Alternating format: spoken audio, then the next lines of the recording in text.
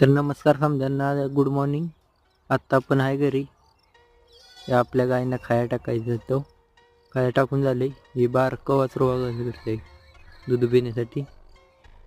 मग काय पाणी तापवलं आणि आंघोळ करून घेतली. आंघोळ करून घेतल्यावर मग मांजर इथं दूध पिण्यासाठी बसली होती. तिला दूध घातलं आणि बकऱ्यापाशी गेलो. बकऱ्यापाशी तिथे व्हिडिओ बघा.